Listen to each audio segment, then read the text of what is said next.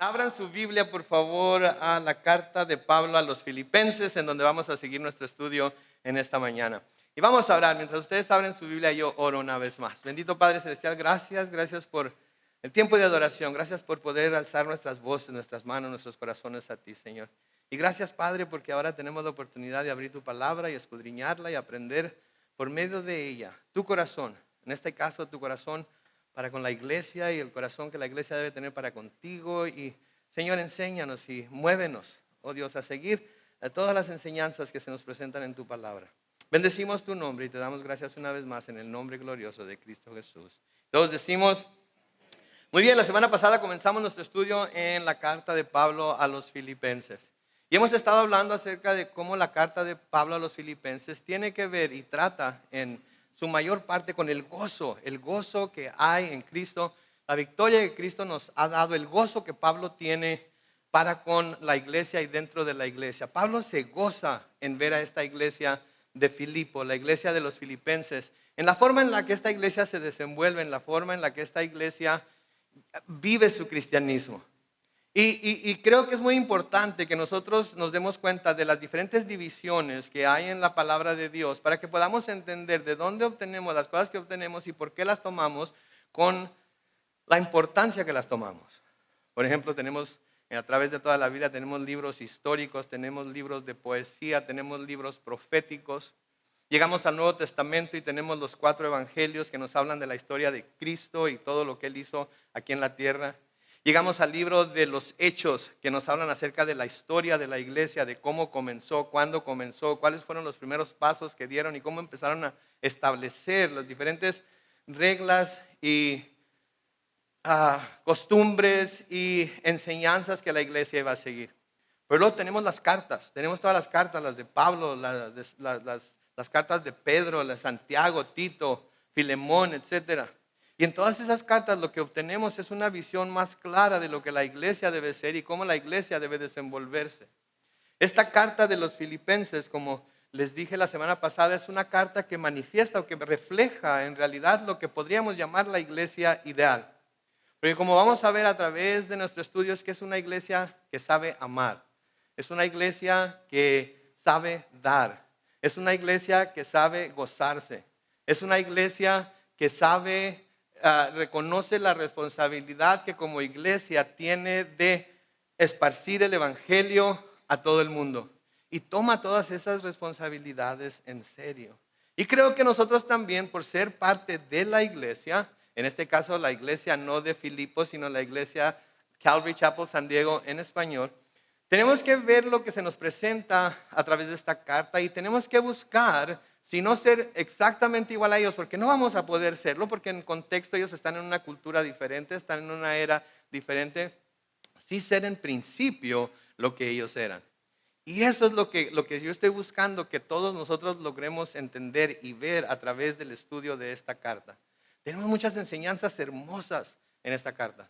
Tenemos muchos pasajes que sin duda tienen ustedes subrayados en sus Biblias porque hemos usado esos versículos como versículos en tiempos de dificultad, en tiempos de debilidad, en tiempos de persecución y los hemos usado para que nos den fortaleza. Tenemos versículos que nos hablan acerca del corazón de Pablo y cómo él consideraba el estar aquí en esta tierra, el estar en esta vida como una vida que tenía que vivir para Cristo y miraba la muerte como su ganancia. Tenemos entonces grandes enseñanzas en esta carta. Pero la enseñanza más grande que nosotros como iglesia podemos tener es ver la relación que había entre Pablo y la iglesia y por ende entre la iglesia y su esposo que es Jesucristo. ¿Verdad? Y eso es lo que queremos ver. La semana pasada vimos el versículo 1, vimos a quién la había escrito, Pablo, y vimos que estaba acompañado por Timoteo. Y vimos 2 generaciones ahí juntas trabajando para propagar el mensaje del evangelio. La generación pasada, que era Pablo, que ya estaba no anciano, pero ya estaba un poco veterano, ¿sí?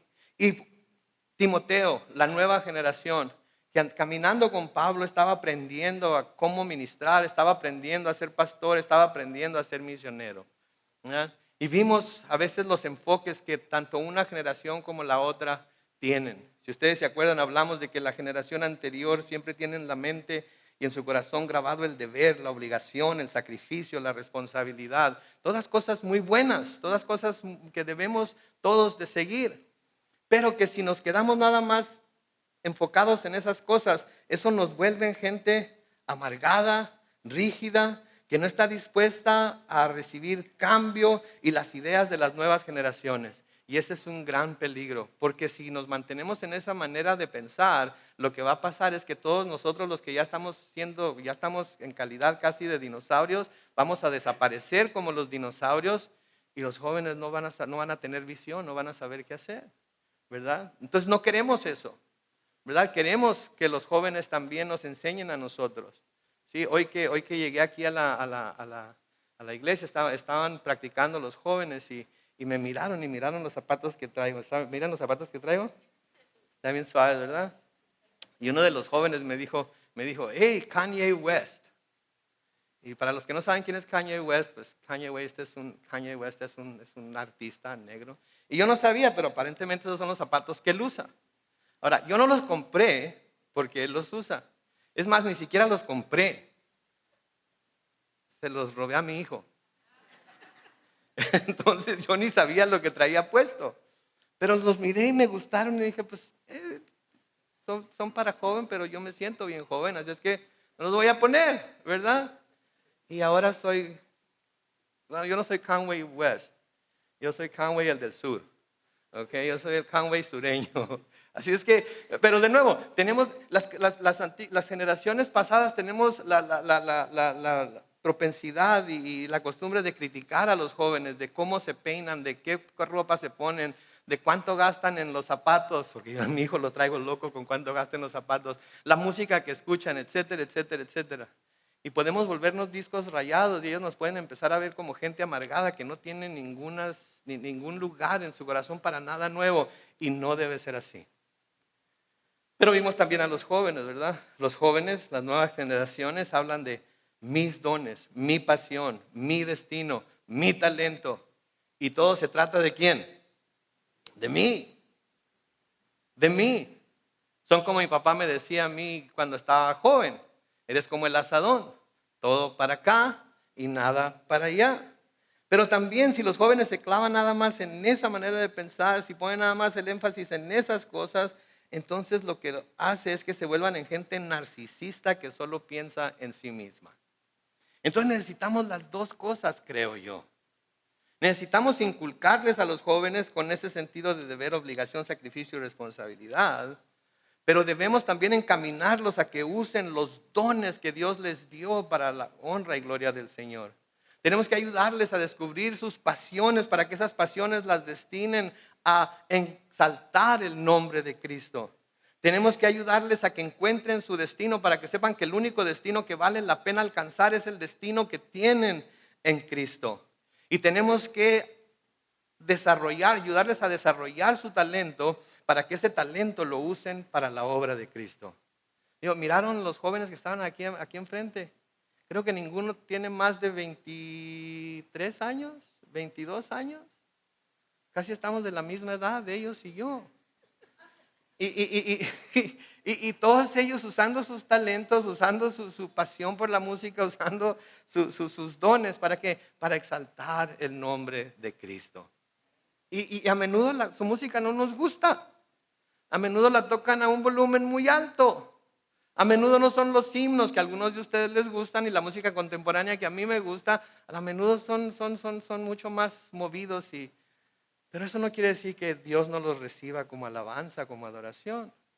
Simplemente algo diferente, ¿verdad? Entonces necesitamos las dos cosas. Y espero que nos demos cuenta que necesitamos las dos cosas porque como miembros de la iglesia, como ancianos en la iglesia, como pastores en la iglesia y como ministros en la iglesia, en cualquier ministerio que sirvamos, todos tenemos que estar buscando levantar a la siguiente generación para que tome nuestro lugar.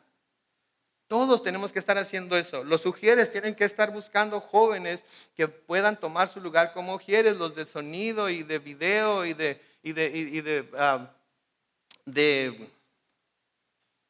híjole, se me van las palabras. Ya ven, por eso tenemos que tener jóvenes, porque se nos olvida. Okay. hay proyección, todos ellos tienen que estar buscando a gente joven. Me encanta cómo hay hermanos que están aquí con sus hijos, jovencitos, 10, 12 años, y ahí andan ayudándoles en todo lo que están haciendo, de nuevo enseñándoles. Pero eso fue la semana pasada. Hoy vemos ahí siguiendo en el versículo 1, a quién Pablo escribió esta carta. Y noten que dice ahí, a todos los santos en Cristo Jesús que están en Filipo, junto con los obispos y diáconos. Me encanta que la carta está dirigida primero, ¿a quiénes? A todos los santos que están en Filipo. Todos los santos en Cristo Jesús que están en Filipo. Y cuando está hablando de todos los santos, está hablando acerca de todos los miembros de esa iglesia. Está hablando acerca de todos los que se congregan en esa iglesia. Y luego así como por no dejar, dice, ay, a propósito, también a los obispos y a los diáconos. O sea, primero es a todos ustedes. Si pusiéramos esto en el contexto local, si pusiéramos en el contexto de ahorita, primero esta carta está dirigida a todos ustedes, a todos los que son miembros de esta iglesia, a todos los que son parte de esta iglesia, a todos los que de alguna manera se consideran miembros del cuerpo de Cristo aquí en Calvary Chapel San Diego. Pero luego también se dirige a los obispos y los diáconos. Y me encanta esto porque ¿saben qué nos dice esto? Que la palabra de Dios es para todos los santos. Es para todos. A menudo tenemos la tendencia a imponer ciertas cosas que la palabra de Dios dice a ciertas personas dentro de la iglesia porque son, entre comillas, pastores, porque son, entre comillas, líderes, porque son, entre comillas, obispos, porque son, entre comillas, diáconos o ministran en alguna capacidad. Pero la palabra de Dios no es para ellos nada más, no es para que ellos se sometan a ella nada más, es para que todos los santos en Cristo Jesús se sometan a ella. Es para que todos los santos en Cristo Jesús la consideren, la reciban, la adopten y la practiquen en sus vidas. Ahora aquí usa dos términos aquí para dirigirse a los dirigentes de la iglesia. Usa la palabra obispos y diáconos. Y si ustedes quieren ver la cualificación que cada uno de esos oficios tienen dentro de la iglesia, les invito a que en su tiempo libre lean 1 de Timoteo capítulo 3 y ahí van a ver todas las cosas que Pablo le dice a Timoteo que las personas o los varones y mujeres de hecho, que quieran ser obispos o diáconos tienen que hacer o tienen que ser. Ahí se les da las indicaciones a Timoteo de qué tipo de gente puede ejercer esos puestos en la iglesia. Pero nos habla de obispos, que en el griego es la palabra episkopos, ¿sí? Y esa palabra nos habla de aquellos que cuidan del bienestar espiritual de la iglesia. Los administradores principales de la iglesia, o sea, los pastores. Eso es lo que son los obispos. Y si ustedes ven en 1 de Timoteo 3 la diferencia entre obispos y diáconos, se van a dar cuenta que hay una sola diferencia entre los requisitos para el uno y para el otro. Y esa diferencia es que a los obispos deben de ser aptos para enseñar. Los diáconos tienen las mismas obligaciones y deben de seguir las mismas reglas que los obispos, excepto que no tienen la tarea de enseñar a los demás. ¿Sí? Pero tanto obispos como diáconos tienen que tener las mismas cualificaciones, excepto esa. Los diáconos son aquellos que sirven a la congregación en diferentes capacidades. Se encargan de los ministerios prácticos de la iglesia. Podríamos decir a todos los que son ujieres que también pueden ser obispos y son aptos para enseñar. Podríamos hablar acerca de los que trabajan en audio, video y proyección que también pueden ser obispos y son aptos para enseñar. Podemos hablar de las que trabajan en el ministerio de hospitalidad, pero también pueden ser obispos si son aptos para enseñar. Entonces tenían puestos muy, muy claramente definidos. Y hay algo aquí curioso e interesante, que el que se menciona a estos dos grupos dentro de la iglesia de Filipo sugiere que la iglesia había crecido considerablemente desde que Pablo la había visitado en Hechos capítulo 16. Porque solamente cuando una iglesia crece y hay necesidades de ministerios en donde se empiezan a buscar obispos y diáconos para que se encarguen de esos ministerios. Yo he oído iglesias tan pequeñas en donde todos hacíamos todo. ¿sí? Todos hacíamos todo, no había diáconos, no había obispos. Nos turnábamos en enseñar a los niños, nos turnábamos en ser ujieres, nos turnábamos en los diferentes deberes que había en la iglesia porque era pequeña. Pero cuando una iglesia empieza a crecer, hay necesidad de obispos, hay necesidad de diáconos. Lo vemos desde el capítulo 4 del libro de los Hechos. ¿Sí? ¿Se acuerdan cuando las viudas griegas se quejaron de que no recibían tanta ayuda como las viudas judías? ¿Y qué hicieron los apóstoles? Les dijeron a los miembros de la iglesia: busquen entre ustedes hombres llenos del Espíritu que puedan ayudar con estas cosas, porque no está bien que nosotros, ¿sí?, nos tomemos el tiempo que debemos tomar para orar y enseñar, para distribuir las cosas que estos diáconos estaban distribuyendo. Entonces, cuando la iglesia crece, hay necesidad de ello. Y mis hermanos, siempre tenemos necesidad de diáconos y obispos en la iglesia, ¿sí? Necesitamos diáconos que vengan a ayudarnos a acomodar las sillas los domingos en la mañana. Y cualquiera que quiera venir es bienvenido a las 7:30. Aquí hay alguien que abre las puertas y pueden empezar a poner sillas. Después de acomodar las sillas, los invitamos a desayunar. Nosotros pagamos, no se preocupe. ¿Ok? Y luego puede descansar y venir y disfrutar del servicio. Necesitamos obispos, necesitamos gente que enseñe. Queremos establecer un número de estudios bíblicos en casa o células, como les llaman algunas iglesias, pero necesitamos obispos, necesitamos gente que sea apta para enseñar, necesitamos gente que esté dispuesta a abrir las puertas de su casa para hacerlo. Entonces, todo ello es necesario dentro de la iglesia de Cristo. Y luego noten en el versículo 2, Pablo lo que les desea a esta iglesia de Filipo, les dice: gracia y paz reciban ustedes de Dios nuestro Padre y del Señor Jesucristo. Y si vemos a través de las cartas de Pablo, ¿sí?, en cada una de ellas, una de las cosas que él desea o pide para todas las iglesias es que puedan tener gracia y paz de Dios nuestro Padre y del Señor Jesucristo. Porque estas dos cosas son importantes en la vida del cristiano. Ahora, todos sabemos que somos salvos, ¿por qué? Por gracia, por medio de la fe, ¿verdad? Sin la gracia de Dios nadie puede ser salvo. ¿Qué es la gracia? La gracia es el favor inmerecido de Dios. Es un favor que Dios nos da sin nosotros merecerlo, ¿sí? Entonces sabemos que somos salvos por gracia, por medio de la fe. Y sin esa gracia no es posible ser salvo. Y si no se puede ser salvo, entonces no se puede tener paz con Dios. El hombre está en guerra con Dios. El hombre que no ha sido alcanzado por el Espíritu Santo y ha entregado su vida a Cristo y se ha reconciliado con Dios, está en guerra con Dios. Y cuando hablo de hombre, estoy hablando del género humano, no necesariamente del género masculino. ¿Ok? Entonces está peleado con Dios y es enemigo de Dios. Y Dios va a lidiar con él como enemigo si en un momento dado llega a su presencia sin tener a Cristo como Señor y Salvador. Pero cuando viene Cristo, Él viene a mostrarnos la gracia de Dios en el hecho de que Él vino sin tener que venir. Él vino sin que nosotros mereciéramos que viniera a salvarnos y entregó su vida como rescate por cada uno de nosotros. Y cuando Él hace eso y nosotros lo aceptamos como tal, entonces podemos tener paz con Dios y dejamos de ser enemigos de Dios y nos volvemos hijos de Dios, nos volvemos amigos de Dios por medio de Cristo. Entonces, por eso Pablo les dice a los filipenses y les desea que tengan gracia y paz, que reciban gracia y paz de Dios, el Padre y del Señor Jesucristo.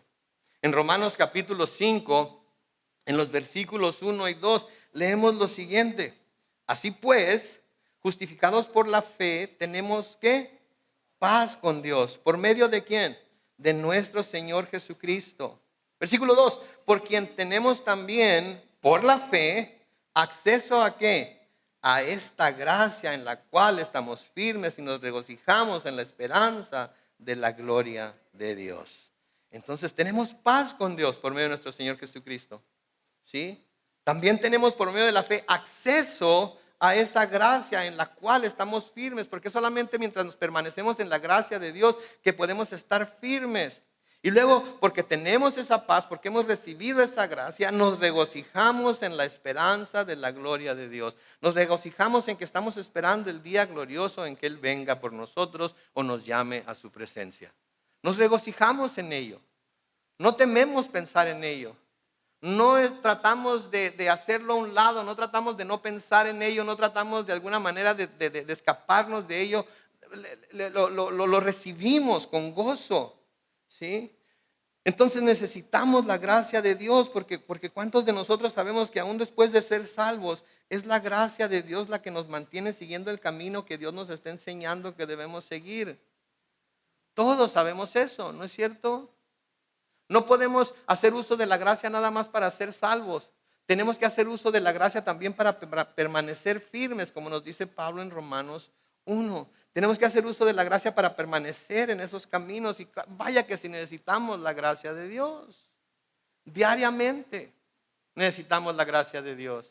Diariamente necesitamos que esa gracia venga y nos llene. Diariamente necesitamos ser perdonados por Dios. Y la única razón por la que Dios nos puede perdonar es porque tiene gracia que es interminable.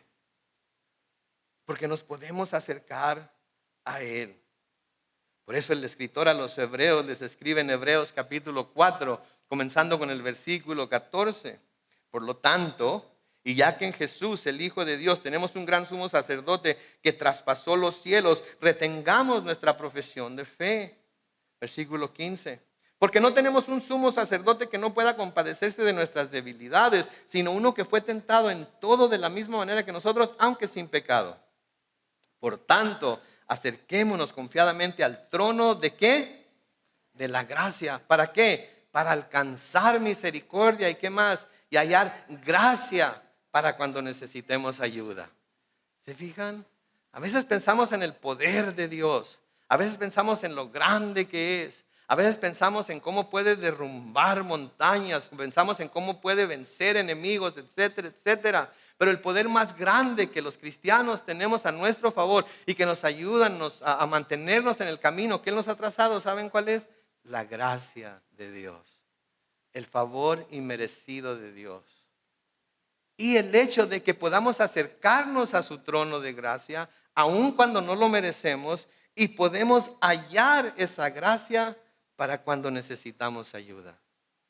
Entonces, sobre todas las cosas que Dios nos pueda dar, sobre todas las cosas que podamos pedir a Dios, lo más importante que debemos pedir a Dios cada día es que más de su gracia. ¿Y cuántos de nuestras oraciones comienzan diciendo, Señor, hoy necesito más de tu gracia? A veces ni nos acordamos de la gracia. Ya soy salvo por gracia. Yo sé que soy salvo por gracia. Sí, somos salvos por gracia, pero necesitamos de esa gracia. Nomás que hay una cosa importante que tenemos que señalar aquí. Y es que cuando vamos a pedir gracia a Dios, tenemos que hacerlo de una manera humilde para poder recibir esa gracia. Porque si no vamos humillados delante de Él, si no vamos con un corazón humilde delante del Señor, no debemos pensar, y no sé de dónde saca la gente o las personas que no van humillados delante de Dios, piensan que de alguna manera van a recibir cualquier cantidad de gracia de parte de Él. El que es orgulloso, el que es soberbio, el que es justo en su propia opinión y no está dispuesto a exhibir gracia hacia los demás, no podrá recibir él o ella gracia de Dios tampoco. Porque para eso se nos da la gracia, para que nosotros a nuestra vez también exhibamos gracia a los demás. Ese favor que no merecen de parte de nosotros, que Dios nos ha dado a nosotros sin merecerlo, debemos extenderlo a los demás también. Debemos extenderlo a nuestra familia, debemos extenderlo a nuestros compañeros de escuela, debemos extenderlo a nuestros compañeros de trabajo, debemos extenderla inclusive a nuestros enemigos.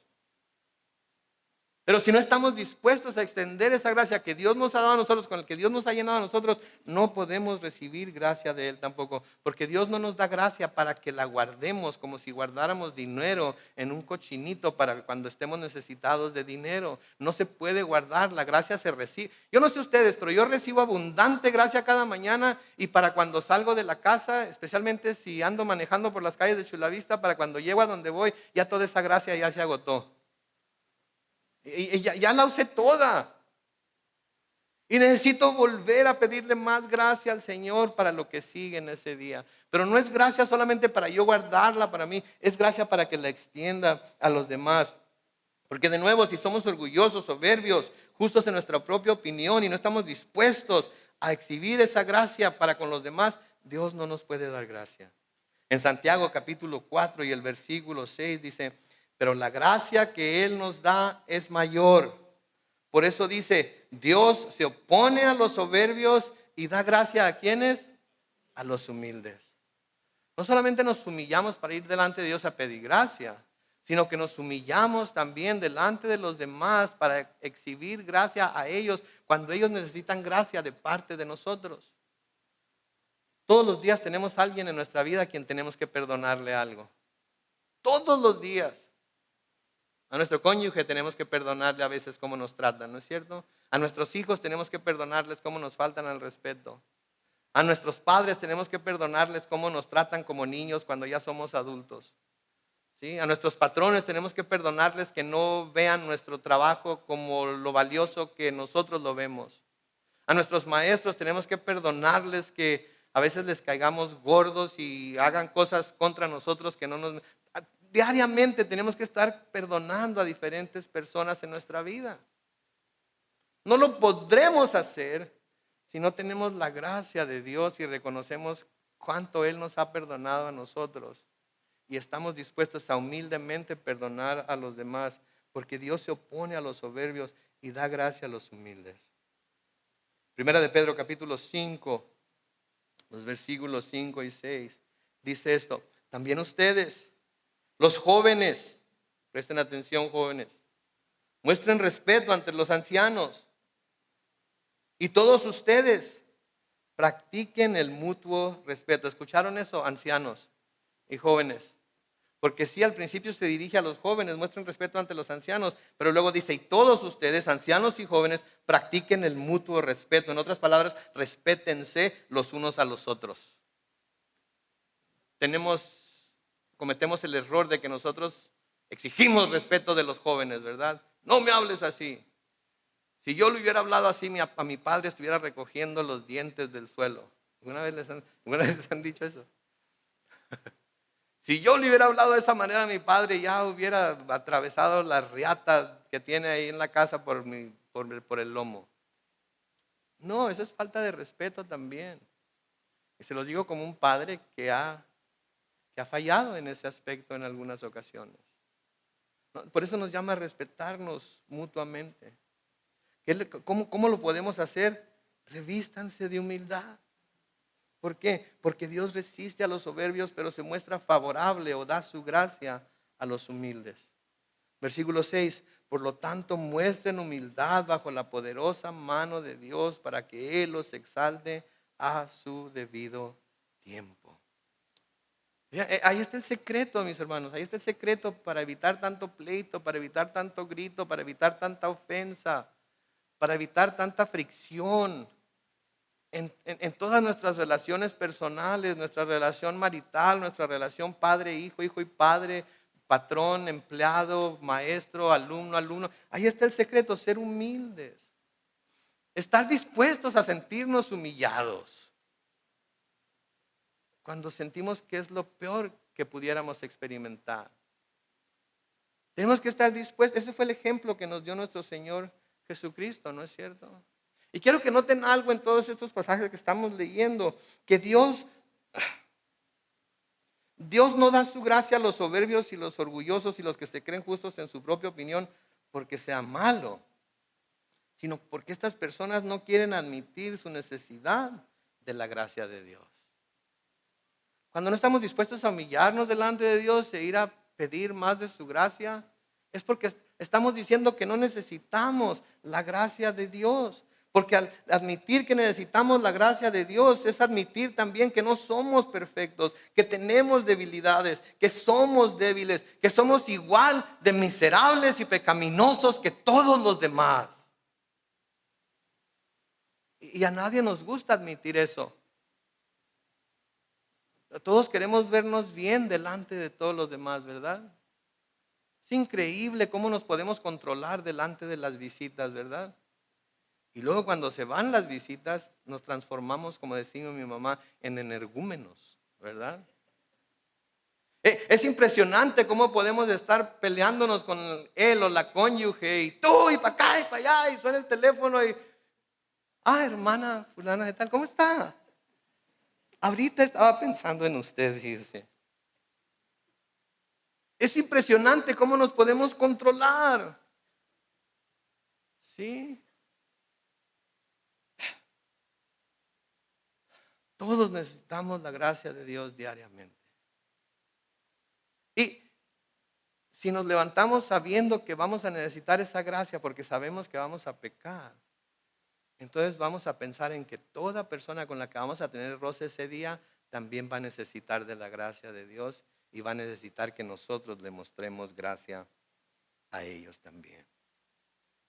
¿Sí? Entonces, el que tiene todas estas cosas, el que se cree autosuficiente, el que no quiere dar su brazo a torcer, de que es pecador, de que es débil y que es igual de miserable que todos los demás, es el que no recibe gracia de Dios, pero no porque Dios no la tenga y no porque Dios no esté dispuesto a darla gratuitamente sin ninguna condición, sino porque simplemente no está la persona dispuesta a reconocer su debilidad y su necesidad de esa gracia.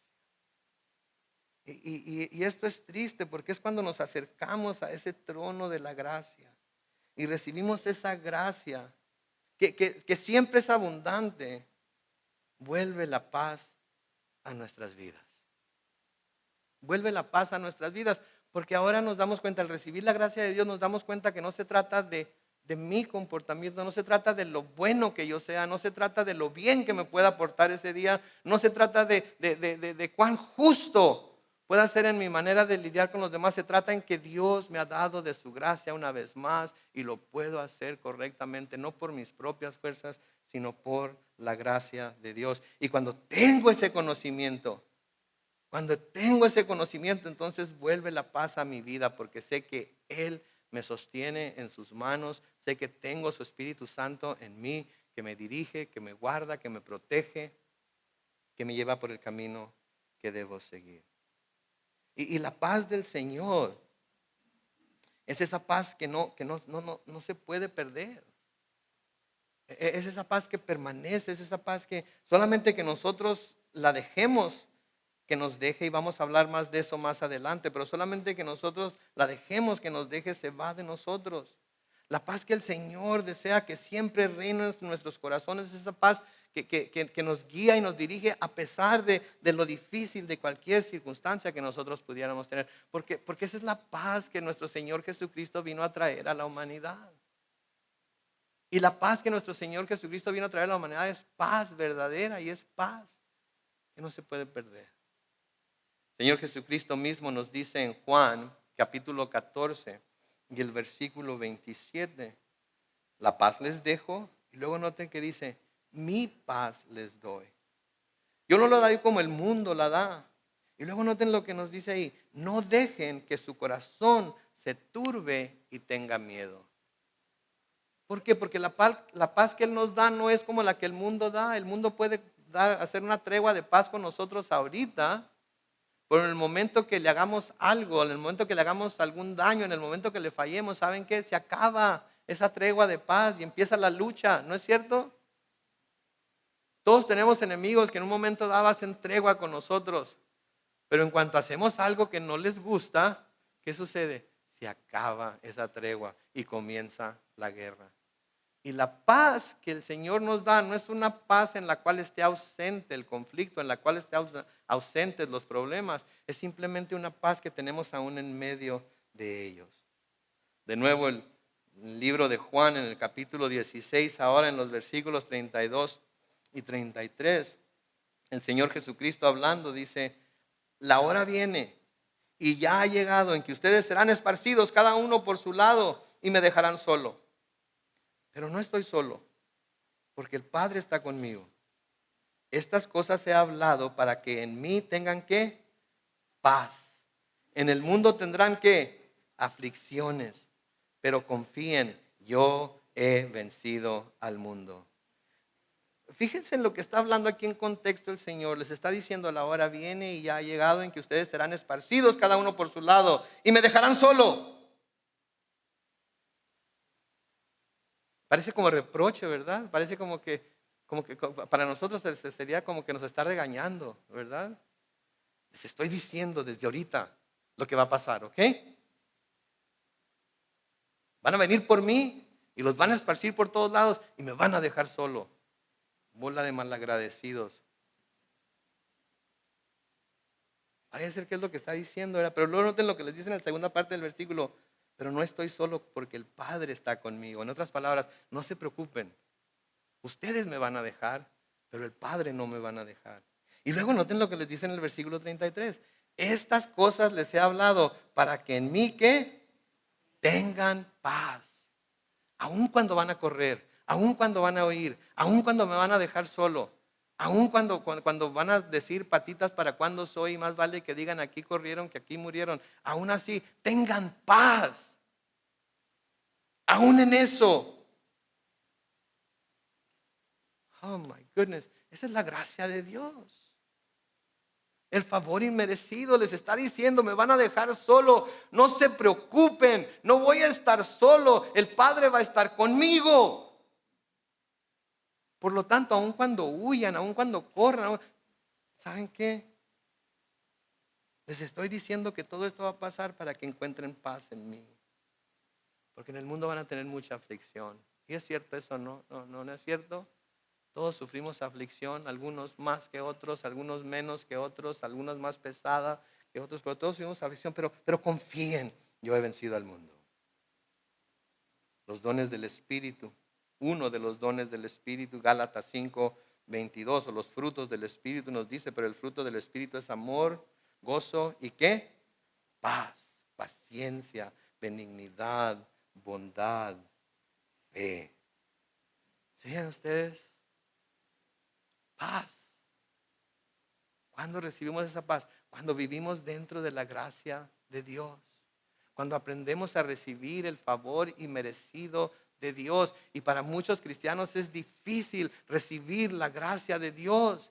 Se sienten indignos, se sienten que no lo merecen, se sienten que no son lo suficiente buenos para recibirla. Y quiero abrirles los ojos a algo. Eso es completamente cierto. No somos dignos, no somos lo suficientemente buenos, no lo merecemos, no debería de darnos su gracia, pero porque estamos en Cristo está dispuesto a darnos toda la gracia que necesitemos cuando nos acercamos humildemente a ese trono para recibir esa gracia, para recibir también el oportuno socorro. Pero tenemos que hacerlo de una manera humilde, reconociendo lo que somos, que vamos a Él precisamente porque sabemos lo que somos, pero también regocijándonos que en Cristo hemos sido justificados y ya no somos lo que éramos, sino que el Señor nos ve a nosotros como criaturas nuevas y en Él somos criaturas nuevas.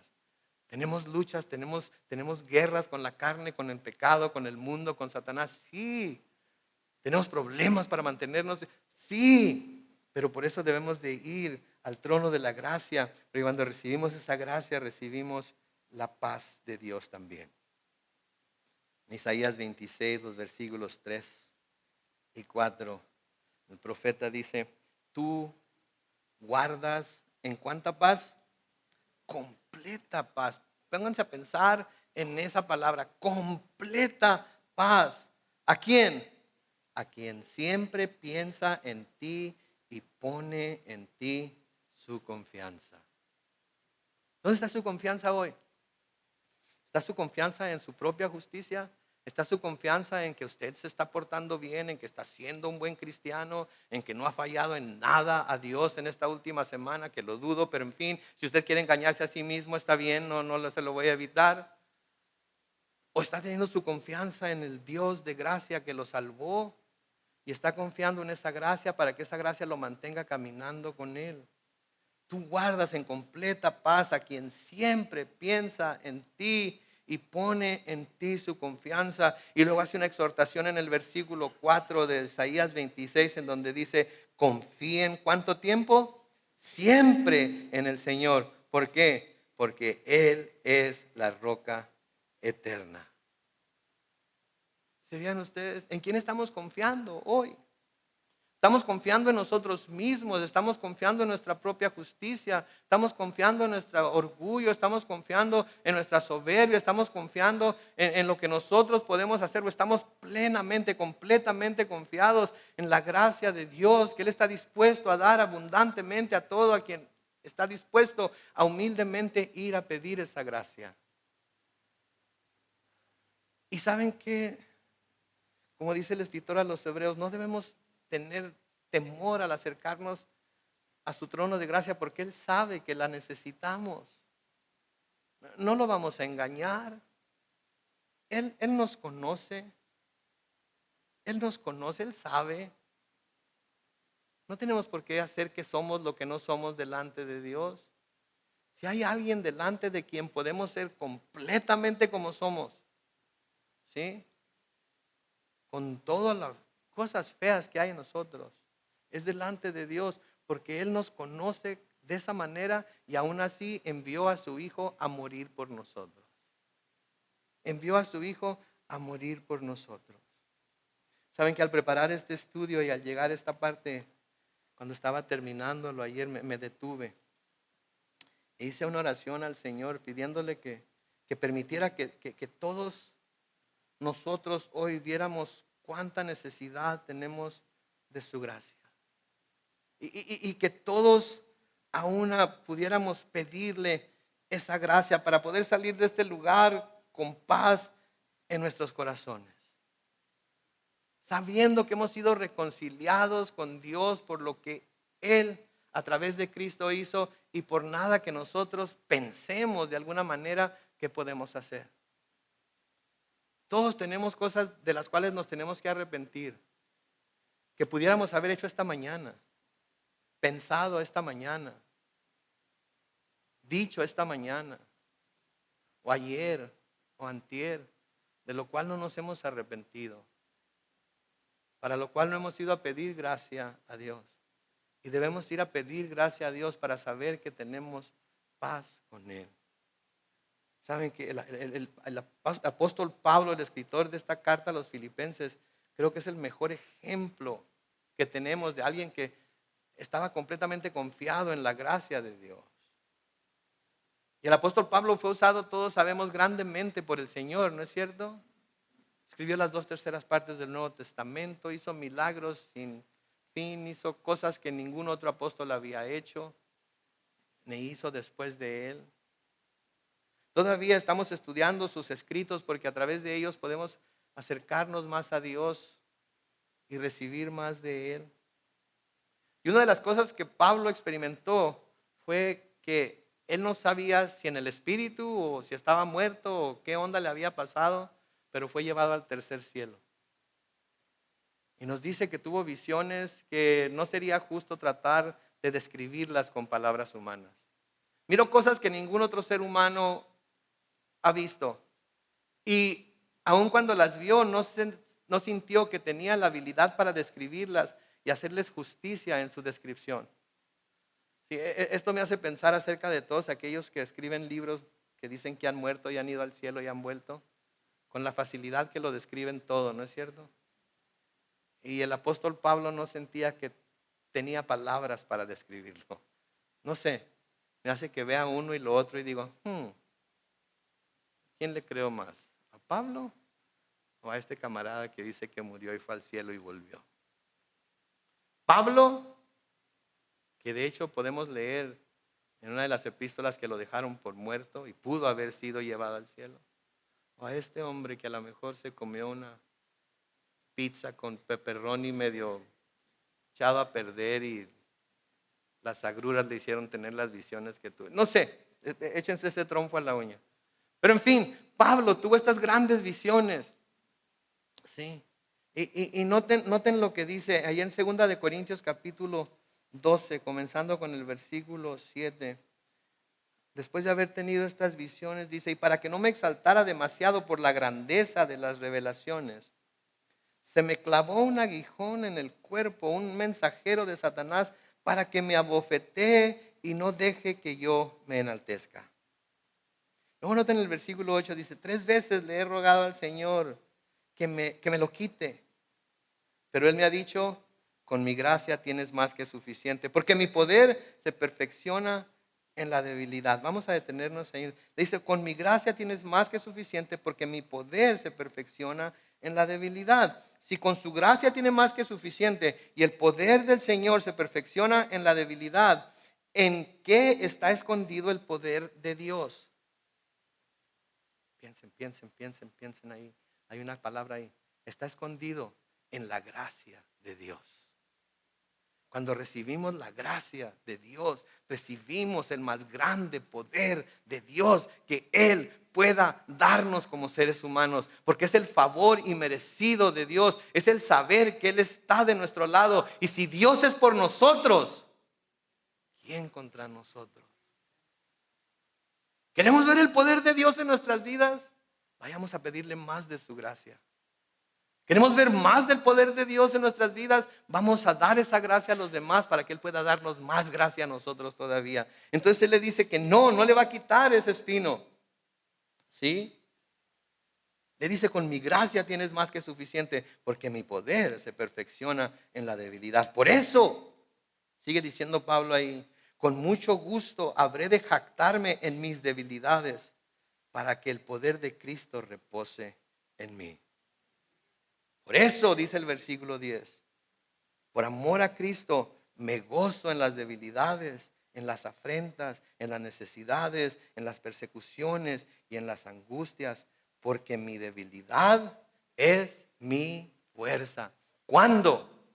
Cuando aplicamos a esa debilidad la gracia de Dios. Es por su gracia.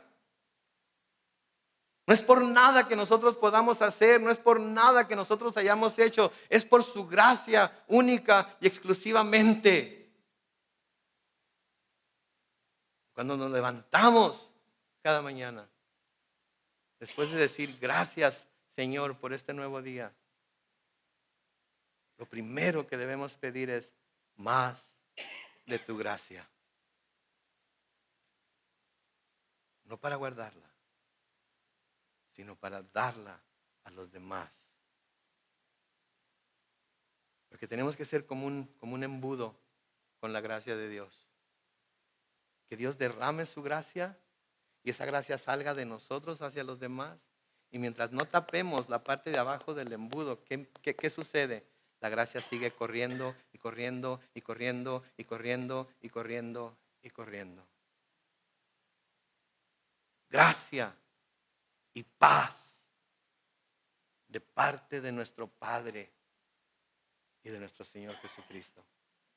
Eso es lo que Pablo pedía para la iglesia en Filipo. Eso es lo que yo pido hoy para la iglesia Calvary Chapel San Diego. Y eso es lo que todos nosotros debemos de pedir hoy antes de salir de este lugar. Señor, lléname de tu gracia. Lléname de tu gracia para yo poder a mi vez dar gracia también a los demás. Amén.